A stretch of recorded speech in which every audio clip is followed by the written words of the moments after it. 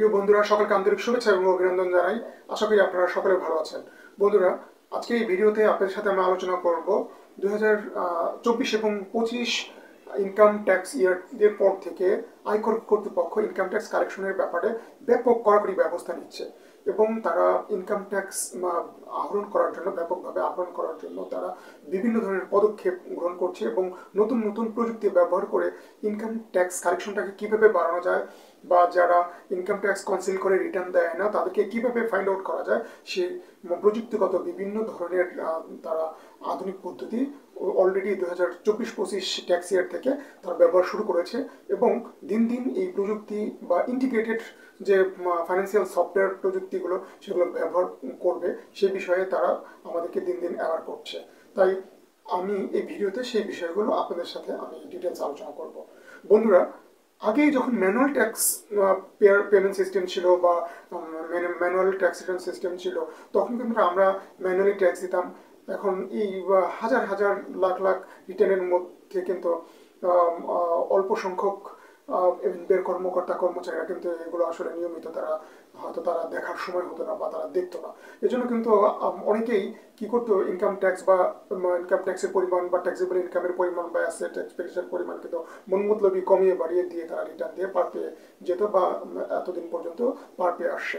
কিন্তু 2024 এবং 25 কর বর্ষ থেকে কিন্তু ন্যাশনাল বোর্ড অফ রেভিনিউ বা আয়কর কর্তৃপক্ষ কিন্তু ব্যাপক সচেতন হয়েছে। তারা এখন বিভিন্ন ধরনের ইন্টিগ্রেটেড বিভিন্ন ধরনের ফাইন্যান্সিয়াল সফটওয়্যার ব্যবহার করছে, বিভিন্ন এআই ব্যবহার করছে এবং এগুলো দিন দিন এই ব্যবহারটা আরও বেশি বাড়ছে বা আমাদের ন্যাশনাল বোর্ড অফ রেভিনিউ কিন্তু এখন বেশি আরও অনেক বেশি মডার্নাইজ হচ্ছে এবং হচ্ছে।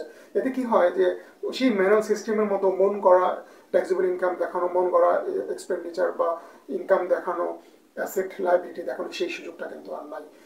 এখন এগুলো আসলে কেন আপনি পার পাবেন না বা কি কি মেজারমেন্টগুলো আসলে বা ব্যবস্থাগুলো বা আধুনিক যে প্রযুক্তিগুলো আমাদের ন্যাশনাল বোর্ড অফ রেভিনিউ ব্যবহার করছে সেই বিষয়ে আমি ভিডিওতে আজকে তুলে ধরবো। যেগুলো বিষয়ে যদি আপনি অ্যাওয়ার থাকেন তাহলে আপনার জন্য এটা অনেক মঙ্গলজনক হবে, কেননা তাহলে আপনি আরও বেশি সচেতন হয়ে আপনার অ্যাকুরেট রিটার্ন বা তথ্য সম্বলিত রিটার্ন আপনি ইনকাম ট্যাক্স অথরিটিকে দেবেন, যাতে আপনি ভবিষ্যতে যে কোনো ধরনের ঝামেলা আপনি না পড়েন। প্রিয় বন্ধুরা, প্রথমে ইনকাম ট্যাক্স অথরিটি এখন কি করছে দেখেন। ইনকাম ট্যাক্স অথরিটি কিন্তু এখন অটোমেটেড রিটার্নের ব্যবস্থা করেছে। যদি এটা পার্শিয়াল সব ইনকাম ট্যাক্স পেয়ারের জন্য অটোমেটেড সিস্টেম না, বাট তারা রিসেন্টলি কিন্তু already automated income tax return দেওয়ার সিস্টেমটা কিন্তু তারা শুরু করে দিয়েছে। তাই এই অটোমেটেড রিটার্নে আপনি কিন্তু মন করা তথ্য দেওয়ার আপনার কোনো সুযোগ নেই। অটোমেটেড সিস্টেমে আপনি যদি মন করা কোনো তথ্য দিয়ে থাকেন বা কোনো ফাইন্যান্সিয়াল ডাটা ডেভিয়েশন করেন, ট্যাক্সেবল ইনকাম, অ্যাসেটস, এক্সপেন্ডিচার আপনি যদি কোনো ডেভিয়েশন করেন আপনার অ্যাকুরেট ইনকামের সাথে, তাহলে আপনি কিন্তু খুব অচিরেই ধরা খেয়ে যাবেন। হয়তো এই ইনকাম ট্যাক্সের ধরা খাচ্ছেন না, আপনি যে কোনো ইনকামের কিন্তু ধরা খেয়ে যাবেন। তাই ন্যাশনাল বোর্ড অফ রেভিনিউ কিন্তু দিন দিন অটোমেটেড যে রিটার্ন সিস্টেম এটার স্কোপটাকে বাড়াচ্ছে এবং একটা সময় হয়তো সব রিটার্নই খুব অল্প সময়ের মধ্যে দেখতে পাবেন যে অটোমেটেড রিটার্ন সিস্টেমে চলে যাবে। তাই আপনি অটোমেটেড রিটার্নের সিস্টেমে যদি রিটার্ন দিয়ে থাকেন এবং আপনি যদি মন করা তথ্য দিয়ে থাকেন তাহলে কিন্তু আপনি নিজের পায়ে নিজেই কোড়াল মারছেন। তাই অটোমেটেড সিস্টেমে যদি আপনি রিটার্ন দেন অবশ্যই অ্যাকুরেট রিটার্ন দেওয়ার আমি অত্যন্ত আহ্বান জানাবো। তা না হলে হয়তো আপনি এই ইনকাম ট্যাক্স ইয়ারে আপনি ধরা খাচ্ছেন না, কিন্তু যে কোনো একটা ইনকাম ট্যাক্স ইয়ারে কিন্তু ধরা খাবেন। তখন এই আজকের দিন থেকে আপনার ওই দিন পর্যন্ত এই জেটটাকে আপনাকে টানতে হবে, পেনাল্টি আপনাকে দিতে হবে এবং আপনাকে শাস্তির আওতায় তারা কিন্তু নিয়ে আসবে। দ্বিতীয়ত হচ্ছে যে ইনকাম ট্যাক্স অথরিটি এখন কিন্তু একটা ইন্টিগ্রেটেড সফটওয়্যার বা ফাইন্যান্সিয়াল সিস্টেম তারা ব্যবহার করছে। ইন্টিগ্রেটেড অটোমেটেড সিস্টেমটা আর মানে হলো ইনকাম ট্যাক্স অথরিটির যে ইনবিল্ট যে সফটওয়্যার রয়েছে, মানে আমাদের যে আমরা যে ট্যাক্স পেয়ার আমাদের যে ডাটাবেস সফটওয়্যারটা তো ন্যাশনাল বোর্ড অফ রেভিনিউর কাছে রয়েছে বা ইনকাম ট্যাক্স অথরিটির কাছে রয়েছে। এই সফটওয়্যারটা অন্য অন্য যে ফাইন্যান্সিয়াল প্রতিষ্ঠান বা আদার প্রতিষ্ঠান রয়েছে তাদের সাথে কিন্তু তারা এখন দিন দিন ইন্টিগ্রেট করছে।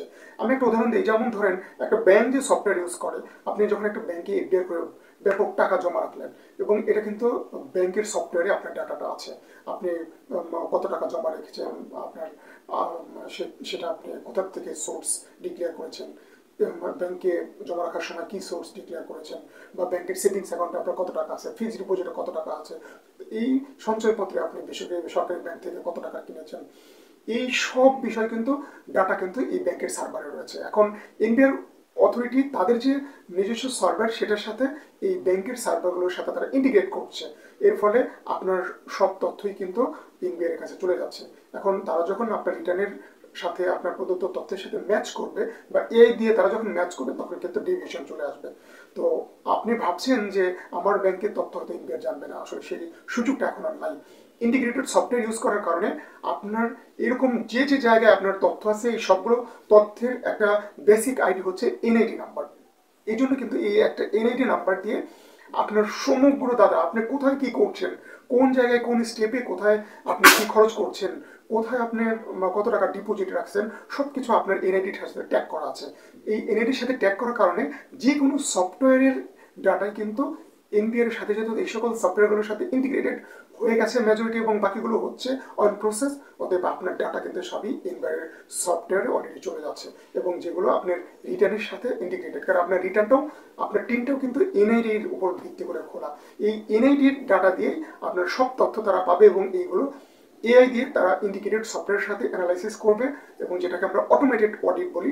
অটোমেটেড অডিট দিয়ে প্রাইমারি ভাবে কিন্তু তারা এটা ধরে ফেলবে এবং আপনাকে কিন্তু যে কোনো সময় যে কোনো দিন এর জন্য আপনি যদি কোনো ফলস ইনফরমেশন রিটার্নে দিয়ে থাকেন শাস্তির জন্য প্রস্তুত থাকতে হবে। এখন আর এই সমস্ত ফলসিফাইড ইনফরমেশন দিয়ে পার পাওয়ার কোনো সুযোগ নেই। রিসেন্টলি 2024 এবং 25 সাল থেকেই ইনকাম ট্যাক্স যারা রিটার্ন যারা দেয়নি, টিম নিয়েছে রেজিস্টার্ড ট্যাক্স পেয়ার কিন্তু রিটার্ন দেয়নি, ওই সকল টিমধারীদেরকে তারা কিন্তু নোটিশ প্রদান করা শুরু করেছে। যা আমরা জানি বর্তমানে বাংলাদেশে প্রায় 1,13,00,000 রেজিস্টার্ড ট্যাক্স পেয়ার রয়েছে, তার মধ্যে মাত্র 40 লক্ষ লোক এই 2024 এবং 25 ইনকাম ট্যাক্স ইয়ারে তারা ট্যাক্স দিয়েছে। এটা খুবই নগণ্য। তারপরে মেজরিটি পার্সেন্ট প্রায় 80 লক্ষ লোকই কিন্তু আমাদের দেশে ট্যাক্স দেয় না, যারা registered tax payer. Registered tax পেয়ারই 80 লক্ষ লোক আমাদের নিয়মিত তারা রিটার্ন দেয় না বা ট্যাক্স দেয় না। এই 80 লক্ষ লোককে কিন্তু তারা ধরে ধরে ইনকাম ট্যাক্স অথরিটি আয়কর কর্তৃপক্ষ 2024 এবং 25 আয়কর বর্ষ থেকেই তারা কিন্তু তারা নোটিশ দেওয়া শুরু করেছে, অলরেডি শুরু করে দিয়েছে। তাই আপনি যদি রিটার্ন না দিয়ে থাকেন অথচ আপনার যদি টিম থাকে তাহলে আপনি মেন্টালি প্রিপারেশন নিয়ে নেন, আপনিও যে কোনো সময় এনবিআর বা আয়কর কর্তৃপক্ষের নোটিশ পাবেন রিটার্ন না দেওয়ার জন্য, ট্যাক্স না দেওয়ার জন্য। ওকে, এখন এই সমস্ত যে ইন্টিগ্রেটেড বিষয়গুলো নিচ্ছে, আপনি যদি এই বিষয়গুলো না জেনে থাকেন আপনি ভাববেন যে না আমি আগে দিয়ে পার পেয়ে আসছি এখনো পার পেয়ে যাচ্ছি, এটা কিন্তু আপনার পক্ষে কখনোই সম্ভব হবে না। তাই বন্ধুরা এনবিআর কর্তৃপক্ষ কিন্তু আমাদেরকে বারবার সাবধান করে দিচ্ছে, তাদের দায়িত্ব তারা পালন করে যাচ্ছে যে আমাদের রিটার্নে অ্যাকুরেট তথ্য দেওয়া, বিশেষ করে ট্যাক্সেবল ইনকাম অ্যাকুরেটলি ক্যালকুলেট করা, অ্যাকুরেটলি ডিক্লেয়ার করা, তার উপর অ্যাকুরেট ট্যাক্স ক্যালকুলেশন করে সেই ট্যাক্সটা পে করা, নির্দিষ্ট সময়ের মধ্যে ট্যাক্স দেওয়া এবং রিটার্ন জমা দেওয়া, সেই সাথে অ্যাসেট, বিশেষ করে আমাদের যে অ্যাসেট এবং লায়াবিলিটি এক্সপেন্ডিচার রয়েছে, যে জায়গাতে আমরা সবচেয়ে বেশি ডেভিয়েশন করি এক্সপেন্ডিচার, এটাকে আমরা ওভার ফ্ল্যাটেড করাই, ওভার করে দেখাই, ইনফ্লেটেড করে দেখাই এই এবং অ্যাসেটকে আমরা আন্ডার স্টেট করি, মানে আমরা কম মূল্যে দেখাই, আমাদের অ্যাসেট যে আছে তার চেয়ে কম দেখাই। তো এই সমস্ত আমাদের মানে প্রিভিয়াস যে কনসেপ্ট আমাদের ছিল ওগুলো থেকে বেরিয়ে আসতে হবে। তো বারবার আমি একটা জিনিস সতর্ক করে দিচ্ছি, আপনি হয়তো আগে ম্যানুয়াল সিস্টেমে পার পেয়ে যাচ্ছেন, এখন এই এনবিআর কর্তৃপক্ষ যে আধুনিক যে ট্যাক্স কালেকশন যে সিস্টেমগুলো তারা অ্যাপ্লাই করেছে বা করছে এবং দিন দিন আরও বেশি আপডেট হচ্ছে, এই ক্ষেত্রে কিন্তু এখন আর এই সমস্ত ট্যাক্সেবল ইনকাম বা অ্যাসেট কনসিল করে রিটার্নে আপনি কিন্তু পার পাবেন না। তো বন্ধুরা আশা করি আমাদের যে ট্যাক্সেবল ইনকাম হবে এবং আমাদের যে অ্যাকুরেট অ্যাসেটস এবং এক্সপেন্ডিচার যা প্রকৃত সত্য সেটাই রিটার্নে পাবলিশ করব এবং নির্দিষ্ট সময়ের মধ্যে আমরা সরকারকে তার প্রাপ্য দিয়ে দেবো, তার মানে আমরা নির্দিষ্ট সময়ের মধ্যে কর দেবো। এই উদ্যোগ আহ্বান জানিয়ে আজকের মধ্যে এখানেই আমার ভিডিওটা শেষ করছি। বন্ধুরা ভিডিওতে যদি আপনার কোনো কোয়েশ্চেন থাকে, তাছাড়া ট্যাক্স, ভ্যাট এবং ব্যাংকিং রিলেটেড যদি আপনার অন্য কোনো প্রবলেম থাকে আমার ভিডিওতে আপনি কমেন্ট করে জানাতে পারেন, আমি আশা করি আমার সাধ্য মতো সেগুলো সলভ করার চেষ্টা করবো। পরবর্তী ভিডিও দেখার আমন্ত্রণ জানিয়ে বন্ধুরা আজকের মতো এখানে বিদায় নিচ্ছি। আল্লাহ হাফেজ।